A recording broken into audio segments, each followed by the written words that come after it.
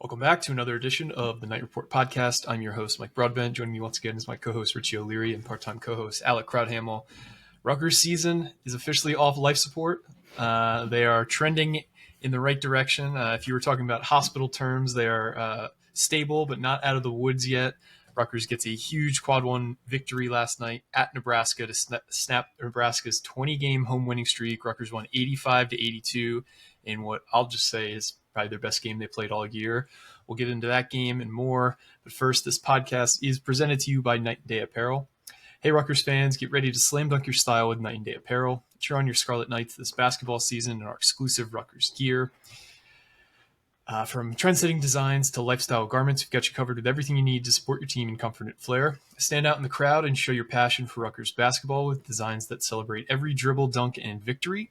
Use our promo code Rutgers Rivals and you can get 10% off your purchase. Don't wait. Head to Knight and Day Apparel today and gear up for game day. Go Knights. We were also presented to you by BetOnline. BetOnline continues to be the world's most trusted betting platform and your number one source for online betting. From the earliest odds to in-game live betting, BetOnline provides you with all the action and the ability to watch games as they happen. The largest selection of odds on everything from football, the NBA, college basketball, NHL, and UFC. Head to BetOnline today and don't forget to use our promo code BELIEVE when you sign up. That's BLEAV to get a welcome bonus on your first deposit. BetOnline, the game starts here. So Rutgers went into Nebraska last night and took care of business in a game that really has just reinvigorated me and I think a lot of the fan base, just like showing us something we didn't expect for the first time all season. The two-star freshmen led the way with 45 points combined. We got a lot of really valuable contributions from a lot of guys, including 15 points, which is a career high from Dylan Grant. And the ghost of David Lynch was inside of Zach Martini's body last night, and he had the best game of his Rutgers career with 11 points on 3 of 4 shooting from deep. Danny Breslauer had an impromptu spaces last night, which was fun after midnight. A lot of people were on there. I think almost 200 people after midnight for a Rutgers space. That just kind of shows you where the passion lies in this fan base. And show us something, and we will show up in droves to support you. Rich, you said you watched this game again this morning. What were some of your takeaways after you watched it for the second time? Dylan Grant is the ultimate glue guy, whether it be his. I mean, I didn't think he'd be putting up offensive numbers like he's been, but he's been really good on the offensive end. But his defense, his length, everything he provides for this team has just been perfect. Him being able to play that 4 spot and shifting Ace to that 3 spot. I think it was mentioned last night actually by, I don't know if it was Ant Wright or someone else, but someone mentioned it. And the more you watch it, him not being able to, or not having to throw his body on the line against these bigger 4s in the Big Ten and actually guarding guards and using more of his energy on offense has just changed his game a bit. I'm sorry, I'm talking about Ace. I'm flip-flopping back and forth.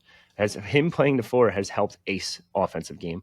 On top of that, I feel like ever since that article came out from CBS that said Ace kind of sucks at passing, he's just been a phenomenal passer. He's a more complete player. Having Grant out there rebounding wise helps Ace. Obviously, he's getting double doubles now. Emmanuel Ogbol, I've hated on him and I've hated on him for his rebounding and his lack of effort. I thought he was phenomenal on the rebounding end. Does he still have to kind of fix some things with the pick and roll defense? I think everyone does for the most part, but Dylan Harper, amazing again. Just his finishing ability is just at a different level, especially at 6'6". There's not really many guards that can really stand with him when he's driving into the hole. Bench play was huge. I thought everyone gave solid minutes. You mentioned Martini. If you can get that Martini every game, that's the Martini that Rutgers thought they were getting, actually. If you get him every game, it's a total difference maker, especially when he's hitting threes. Everyone was hitting threes, to be honest. The ball was moving. This was, I know you probably said the best game Rutgers has had all season, but that one guy last night said Columbia, which kind of had to laugh about a little bit. But, yeah, I would agree. It's probably this game. This was the most complete game from a Rutgers roster I've seen since actually, this season. Yeah, that's about it. This is just a very complete game from everyone. I thought there were some struggles from some guys like Acuff and Somerville at times, even Durkak on the defensive end. Some weird shots at times from some guys, but overall, this was just a great game from Rutgers, a huge win, and you snapped a very big winning streak at home for Nebraska. 20 games in a row. They haven't lost there since, what was it, December 2023, I think it was? Something That's like that. insane. Yeah. Like, yeah, that's a huge, huge win for Rutgers. Alec, what were some of your thoughts on last night's game? Yeah, I started off. I started off my story saying, if there's any two teams in the Big Ten that know how important it is to play on your home floor, it's these two. They hadn't lost a conference game in that building since February of 2023, so almost two full calendar Wow. years that they had not lost a conference game at their home arena. I think was definitely the best coached game that Steve Michaels had this year. Yep. It felt like they had a really good offensive game plan against this Nebraska defense where they're going to put a lot of pressure on the inside. They're going to double the post all the time. They're going to show face towards the ball, and then that really leaves them susceptible to the reversal. They use that a ton. I felt like Jeremiah Williams, even if it didn't show up in the stat sheet, had a really underrated game too. It felt like he was always hitting. Maybe it's a little bit of luck too when he gets himself in the air and finds someone on like a wraparound pass, something like that. But I thought he had a really good game just trying to find the open man. He only had 3 assists, only, quote unquote, only. He only had 3 assists, but I felt like he really helped spark a lot of possessions with his driving ability.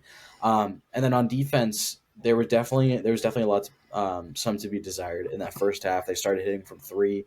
Obviously, that quick 8-0 run to start the second half, but they um, rebounded both, by rebounding the ball and rebounded defensively, and locked in those last couple minutes. I felt like watching one of those last possessions, it was I forget which one it was, but Jeremiah and Dylan switching, and then Ace comes up to I forget which possession it was, but they had one of the best possessions that I've seen this team play defensively around the perimeter too, and I think it led to a miss as well. So yeah, really good effort tonight or last night. Um, like Richie mentioned, Dylan Grant his offense has gotten so much better than I thought it would, and he had his first 6 shots from the floor. It feels like if he's spotting up from three, it's like as long as he's on a lower volume, it could be a potential weapon that teams have to worry about. And then he's also a good driver and a good athlete as well. And then obviously Zach Martini's game as well was huge. It seems like the tandem of him and Ogbole coming in seems like they're like that I guess package off the bench to come in early. I was really impressed, obviously, with Ogbole too. I had no idea he had 11 rebounds. By watching the game, I looked back at the box score with a couple minutes left, and I was like, "How the heck how does he have 11 rebounds?" But he Yep. also had that huge offensive rebound. And he held on to that ball. I think it was against Jawan Gary or Bryce Williams, where they were trying to rip it out of his hands. He just held on, got the jump ball, and got Rutgers the ball back. So much needed win, and now, like you said, Mike, the season is starting to come back. Yeah, and things are setting up nicely in terms of opponents moving forward, but still a lot more to talk about in this game, in my opinion. I think Dylan Grant is just the skeleton key that unlocks Steve Pikiell's the way he wants to play. If you think about it, like you need a Mawat Mag type, you need a Caleb McConnell type, and that's not to say Dylan Grant is there defensively, but he fits that archetype that Steve Pikiell always needs, that lengthy wing who can guard, not 1 through 5, but probably like 1 through 4. Like you could throw Dylan Grant on like the team's best wing player or best shooting guard, and he can do a really good job defending that guy. And he's still young. He didn't play high school ball last year, so I think part of maybe why he didn't play as much early in the year was partially due to that, and I think partially due to dude's 18 years old. Like this is not an easy system to pick up, as we've seen, as Michael has relied so much on freshmen, but it's coming around.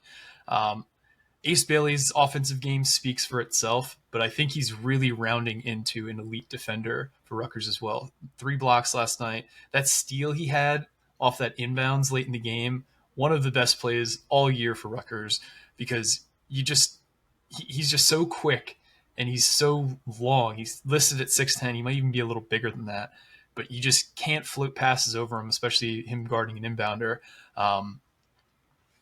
And then I think team defensively, I think they're doing so much better of a job at switching and getting around screens than they were even like a few games ago. I think whatever Ace Bailey talked about it in the post game, that things are starting to click and the guys are starting to get it. And collectively, I think whatever has happened the last few weeks in practice, they're starting to understand a lot of what Steve Pikiell is talking about now that I don't think they were early in the season. And I think if you kind of visualize like how Peichel normally onboards young players and new players, think about his rotations in early seasons in the past few years. You're typically trying to integrate 3 to 4 new guys on a team. So you're playing them with different veterans, for Steve Peichel at least. You're playing them new veterans. You're seeing where they fit in certain rotations. This year, they had to onboard, 9 new players? So it's basically an entire new team. So you can't like integrate young guys into an existing team structure because there is no existing team structure. So he had to establish the existing team structure before he could figure out how those young, maybe 7th, 8th, 9th guys fit into that starting kind of top level structure. So I think they're starting to figure that out. Obviously, you would have liked to see that come together a little earlier in the season, but it does feel like they're rounding into form. You can't just there's a few negatives that I'll get into because there's a lot of positives from last night. The 2 main things that bugged me from last night, I guess we'll talk 3. Jeremiah Williams, how many open shots did he have? Like you sometimes look at a box score and you see somebody was like 1 for 4, but all those shots were contested. And then others you see 1 for 5. Like Jeremiah Williams, every 3 he took last night was a wide open look, getting it, setting himself there. You got to make those open shots when you get them, which we were in large part. Jordan Durkak sometimes just like reminds me of like the wacky inflatable arm guy. He's just kind of like all over the place, kind of sporadic and spastic. He's just got to calm things down and play within himself. I think people I forget who was talking about this, but people see like Ace and Dylan, drive to the hole and they think they could or should be able to do the same thing. Like, no, there's certain things that those guys do because they are superstars. Jeremiah Williams is good at, navigating the paint too, but not everyone is. And that's fine.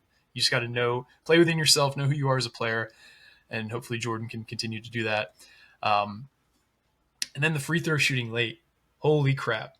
That was a game we probably could have and should have won by maybe close to double digits if we had made our free throws late. Dylan misses a pair after getting fouled going to the hoop. Ace misses the front end of a 1-and-1. Manny misses the front end of a 1-and-1. Ace hits the 2 clutch free throws at the end, but that game did not need to be as tight at the end as it was, and it was only because we could not make free throws. Said a lot there. Rich, you had something? Yeah. So I'm just I like to pat myself on the back a little bit. I'm looking back at some old posts from April. What were we talking about? We were talking about what the rotation was going to be like at the 4, and someone said obviously Martini's going to start, and I responded and I said yeah, and then he goes maybe Grant or Dortch will play at the 4 too.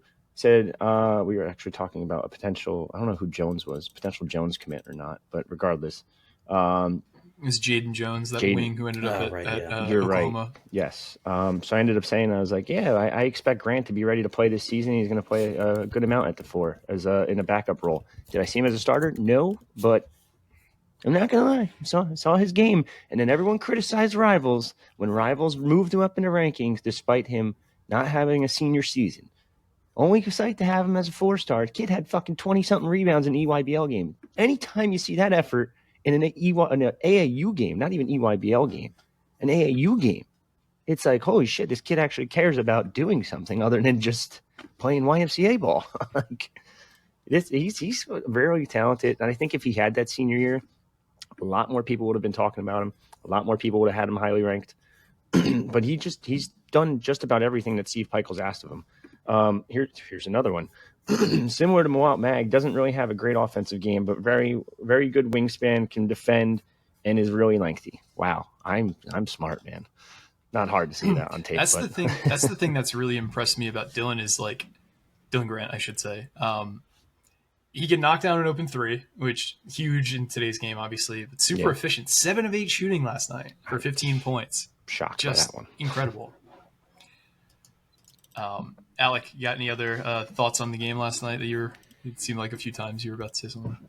Yeah, I mean, Grant, I don't know. I don't think he really showed it as much in last night's game, but he's also become a bit of a lob threat, too. It doesn't seems like this Rutgers team doesn't really have a lot of that. Obviously, Ace Bailey can, jump out of the gym, obviously, but it seems like they haven't really found a lot of people for lobs.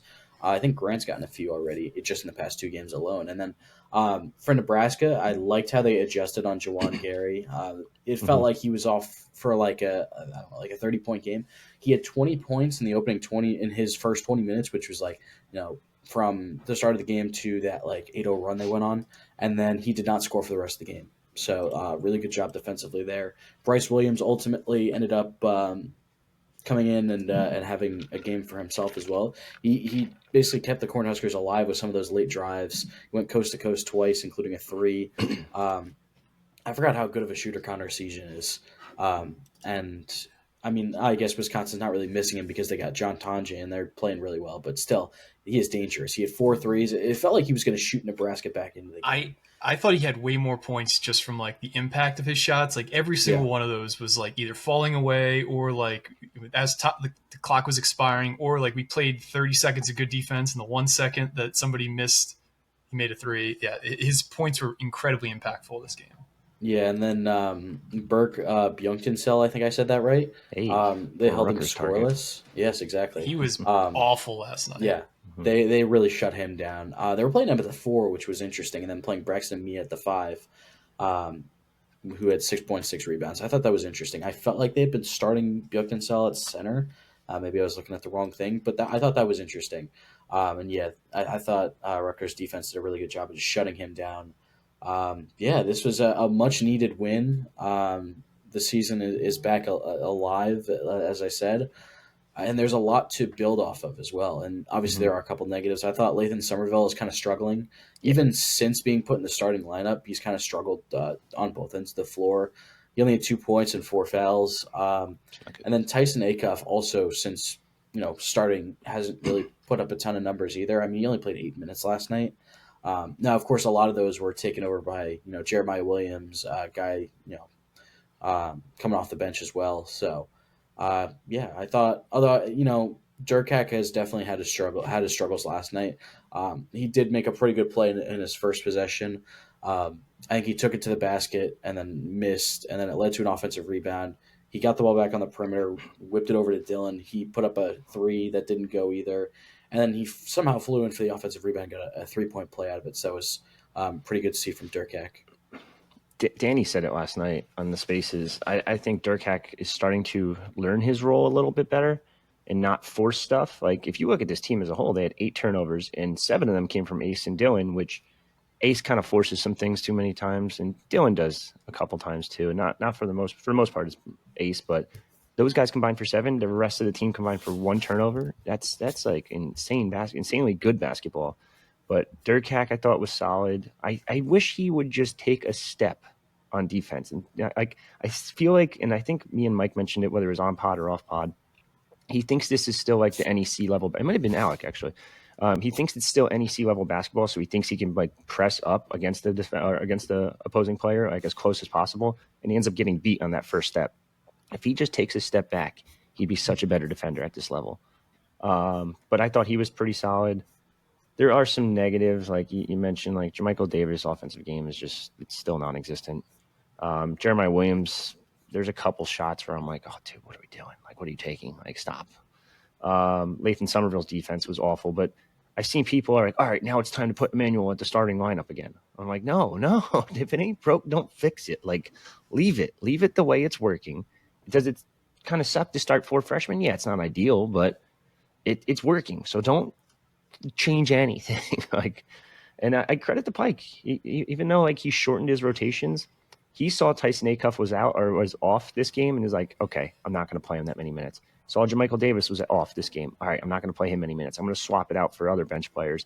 And that's where your bench is really coming into play. This bench effort last night was phenomenal between Martini, Williams, Emmanuel, Durkak. Like, you have so many pieces on this team that you just have to figure out rotations, and he's starting to figure it out. And I think the more you figure that out, the more this team gels, the sky is really going to be the limit. And you don't need a 50 bomb every night from those two, but ideally, of course, that always helps.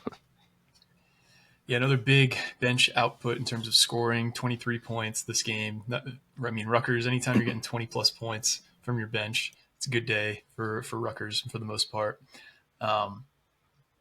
Looking ahead, though, Rutgers, obviously, the whole schedule for the most part is a gauntlet. So I'm not going to say this is looking to be an easy stretch, because there is no easy stretch on the schedule. But Penn State, Rutgers next game is Monday night. Penn State is beat up. Richie, the term of the week is uniquely qualified. Let's use it again. You're uniquely qualified to discuss the upcoming opponent, Penn State. How do you feel about Rutgers' chances in State College on Monday night? When we were talking Rutgers, Penn State back in December, I'm looking at Penn State. I'm like, holy shit, this might be a tournament team. Wow, I didn't see that one coming. And then I'm looking again, and then I'm like, 4 straight losses. So not as much.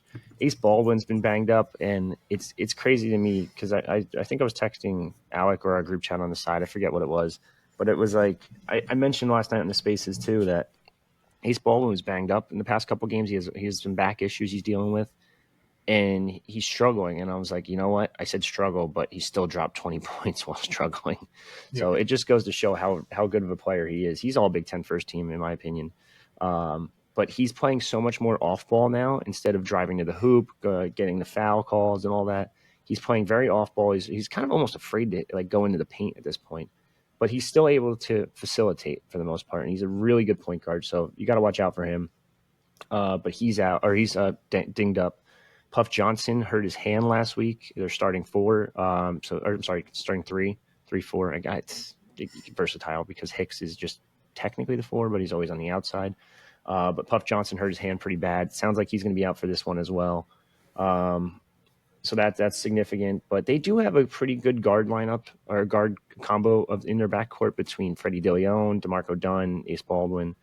I guess Nick Kern is really like wing/guard, whatever you want to call him. So they have some pieces. They're a very talented team, and they're trying to bounce back from this 4-game losing streak.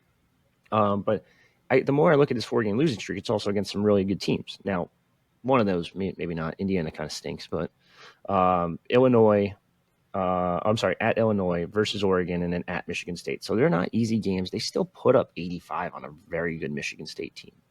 So they do have the talent there. They do have a lot of bodies. I think Rutgers has a good shot in this one for the sole fact that they're so banged up, but it's not going to be easy. Also, it's an away game. It's Q1 for Rutgers. It's Q3 for Penn State. So they need to kind of pull something out of their and then just kind of make something work if you're I didn't want to say it, but make something work if you're Penn State, if you want to still make that tournament run. But for Rutgers, it's on the same side of things. Both teams really need this win. Yeah, and Penn State, they only have one win in 2025, and it was that Northwestern screw job. Anybody who watched that game knows that Penn State definitely got the home whistle that night and some chicanery late. I think this is a game they can and should win, given the state of Penn State's roster, given how this team is rounding together. Puff Johnson being likely out, Ace Baldwin playing far below 100%. You take Hicks out of this. If you find a way to take Hicks out of this game, I should say, this game Rutgers should win and needs to win if they want to keep their tournament hopes alive, which I think they're still on the wrong side of the bubble right now. But if they win the games that they can and should, they can easily get back on the right side of that over the course of the season. But yeah, I know people talk tournament, but they're still a ways away. Like that's calm the hype a little bit. Yeah. One thing I will say about Penn State, if you can, obviously Zach Hicks is an exception to this rule, but if you can really pack the paint and prevent them from getting downhill, whether it's through their cuts, their drives, or something like that, I think you have a really good chance of shutting down, maybe not shutting down, but limiting this offense, especially if Ace Baldwin still isn't his usual self with his ability to get to the basket. That Indiana game at the Palestra, that the one they ended up losing, they were at 16 at one point in the second half, at the under 16. They didn't hit a shot outside of the paint until the 6:45 mark of the second half. They could not shoot that game. They went 3 for 19 from 3. Even their mid-ranges weren't falling. Like I said, all of their points up to that point were layups and free throws. which was kind of crazy. But it also shows how dangerous that offense can be getting downhill. A guy like Nick Kern, who's really good at getting downhill and can cut as well when he doesn't have the ball in his hands. Have to look out for him. Another guy that doesn't really shoot that well, so you have to really focus on limiting his drives to the basket. I think he's a 28% three-point shooter. So it really is all about packing the lane and packing the paint and making sure you cut off those drives to the lane. I am interested to see the defensive matchups. I wonder if we'll see JaMychal Davis put back in the starting lineup. It ain't broke, don't fix it. Well, yeah, I think that's what they should do. But will they? Will they do that, or will they, put in JaMychal Davis to kind of face guard Ace Baldwin? If he's limited, I think you can afford to keep the same starting lineup. Maybe we'll see. But yeah, I'm very curious to see how that goes with the rotations and all that. Yeah, I agree with Mike though. I think this is a game that they can win given the circumstances. Penn State is really hasn't had their best game lately, and they're banged up. And Rutgers has had some of its best basketball this season of late. So I think it kind of combines well. And it's also interesting. Had Penn State beaten Notre Dame, that game would have been the night of the national championship, and there would have been like 3 people in the arena, myself being one of them. So that would have been pretty cool, though, to see a campus the night of a national championship of football. But either way, yeah, it should be a good game. I mean, yeah, oh yeah, that would have been it. Yeah, and yeah, so it should be an interesting one because these are 2 vastly different teams than when they played each other in December, and I think it'll show with a lot of different contributors.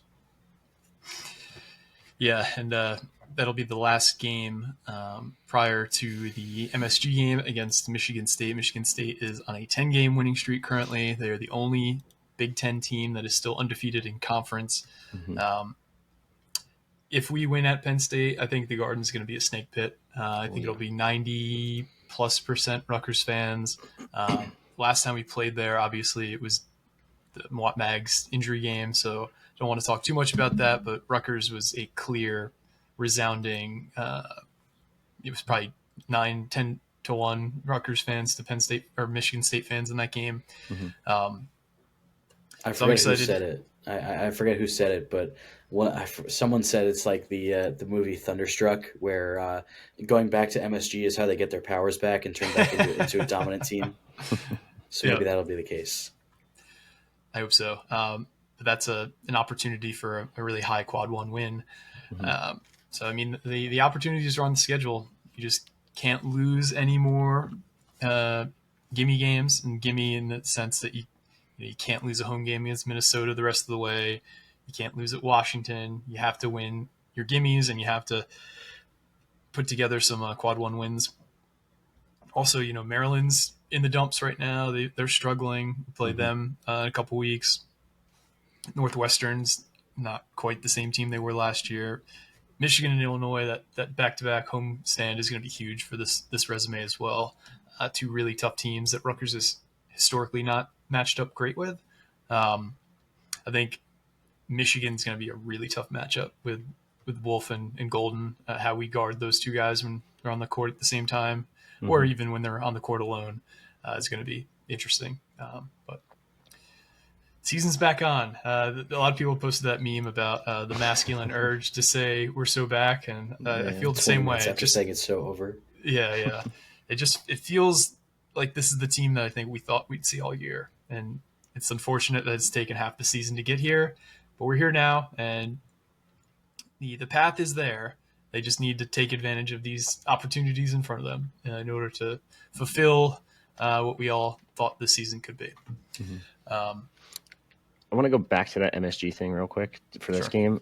If you looking at basketball, we know these 2 want to play there more than anything between Dylan and Ace. You look at the NBA level, like when LeBron comes to MSG, when Kobe was coming to MSG, when Michael Jordan was at MSG, the stars always shine the brightest at MSG.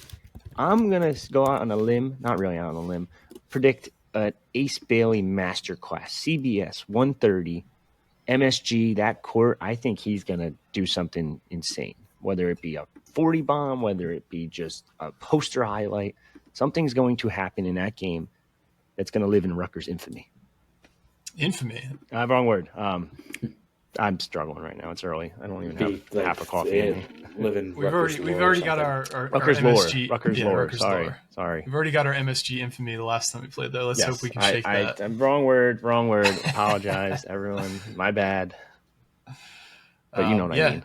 And the city will show up for stars too. Like there will be people there who are not Rutgers fans, who are not Michigan State fans, who want to see Ace Bailey, who want to see Dylan Harper, who want to see Cohen Carr like do crazy dunks. Like they'll be there for the moments, and if they put on a show, that arena, I've never been any place where like hitting like back-to-back threes can be louder in a big game. Like it's going to be a fun environment, especially if they win at Penn State on Monday night. I bet there's going to be so many scouts and GMs there too. Oh yeah. For that one specifically, it's just going to be crazy.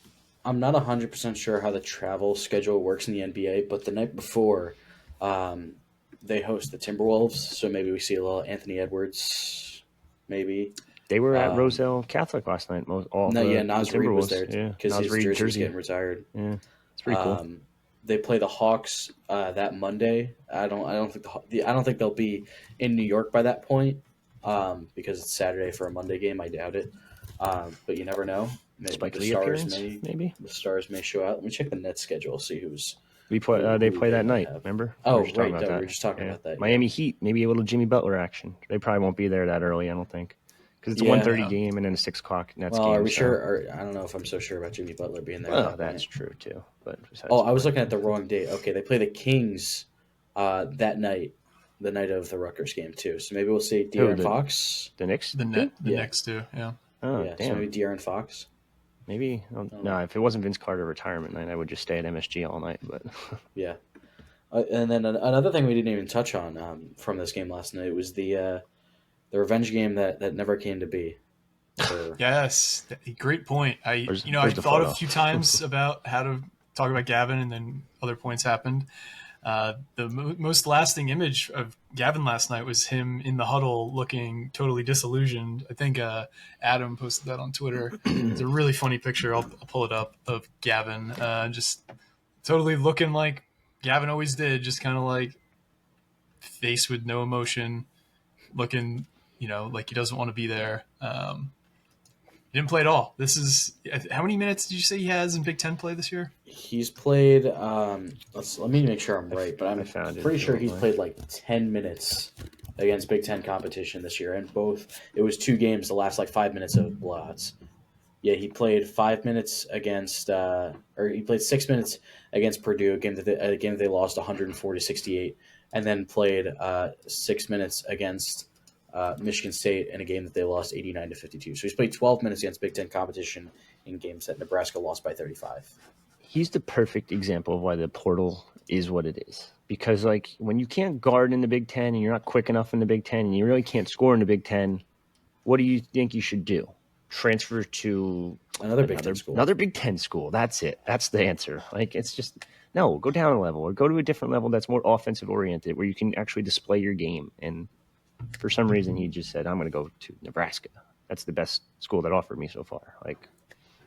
Whatever, man. Yeah, the culture shock from going from the prep scene in New England to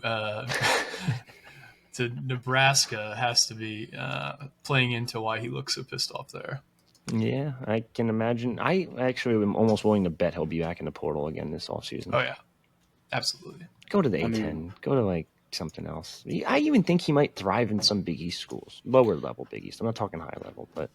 wasn't he... He visited Providence, I believe, right? I should have just went to Providence. Yes, yeah. It seemed like Providence was the early leader for him when he was in the portal, but it didn't work out, obviously. They kind of stink this year, too, actually. They do. Don't say that on Twitter. That fan base is ruthless. They're crazy. Those are the last people I want to piss off. When I tweeted that Ed Cooley video last year from his press conference at Rutgers. Oh, yeah. Oh, my Lord. I've never had so many people yeah, fuck him. That guy sucks. It's oh, my Lord. They're talking about how he cheats on his wife. And then, I was geez. Then obviously the Alec moment that went viral as well. When you asked that question, Alec, in the presser. Oh, yeah. Well, that was what sparked that. Yeah that was it. Yeah. Crazy. Yeah, Providence yeah, fans yeah, are the sorry, last sorry. people that I want to get on the wrong side of. Those people are scary. Ed Cooley doesn't scare me. He's such a weirdo. For Oh, even not cool. I'm talking about those Providence fans, man. They scare me. you guys got to ask me questions. Blah, blah, blah, blah. Dude, you're at Rutgers with like one Georgetown reporter. What are we talking about? I have nothing to ask you. You just got your ass beat. Your coach threw. Didn't one of the coaches like flip off the student section or something? Yeah, that Like, is a thing that get your happened. shit under control before you start attacking us. Yeah, Bozo. no. We were very back hoops wise, and I can't wait. It's also the last weekend that we probably can host transfer portal guys for football, given the semester has started, and I think the last day to enroll in classes is coming up. So stay tuned there. We might have some news from the portal side. Otherwise, we might be where we're at for now. The spring window opens up in April. That is always active, but DC search still status quo. We haven't heard anything. That could happen at any moment. So stay tuned to the boards in your podcast feed for that. That is all I got. I was talking to, real quick. I was talking to someone about the DC search yesterday. Where is it? There it is. I was like, man, what is taking so long? And they're like, technically, last go around, the OC was the same way, and I mean, look at that. That worked out really well with Kirk Chiraka. It was also a little different because, I mean, well, technically Kirk was hired a week earlier than where they're at currently with the DC search, but they also fired the guy mid-season, so they also had a lot more time to look into the DC search. So you do the math, technically they have a couple more weeks in terms of same time span from OC search to DC search. So something to keep an eye on. I feel like at this point, if it was Tem Lukabu, it probably would have happened already. Yep. Because he's got let go already with Carolina Panthers and all that. So it makes me think that there's a name out there that we're not seeing. And I don't know. I've been looking at like any type of coach that has Jersey connections at this point because I'm just trying to find someone. The only other thing I can think of is it's an NFL playoff team, which I've looked through those staffs and I can't find anyone, or it's a national championship team. But I don't think it's anyone on either of those either, to be honest. Unless Al Golden just says, fuck it, I'm coming back to Jersey. I don't think it's fulfilling the dreams of both coaching searches. Yeah, so I don't really know. I keep looking throughout, and I just don't see anyone. Like I'm missing someone right in my vision that I just can't figure out who it is. Yeah, and we've said that every time there's been a hire, it's like, oh, of course I should have seen that happening. Of course it's him. Of course it's Kirk Chiraka. And right under our noses. Yeah. Harris Simiak was different. Harris Simiak didn't really have any connections other than the flex stuff and Jersey hiring. Guy. That's it. That's a good point. Yeah, use a Jersey guy. I'm telling you, over 105 names from Jersey I've been looking at that have college experience or in college level right now, and I don't see it with any of them. Yep. So I don't get it. All right, well, that's all we got for today, guys. Thanks once again for listening. Thanks for telling a friend, subscribing, liking, all that good stuff. If you haven't already, shame on you. Do it now. Do it right now, actually. Don't wait. But for me and Richie and Alec, this has been another edition of the Knight Report podcast, signing off.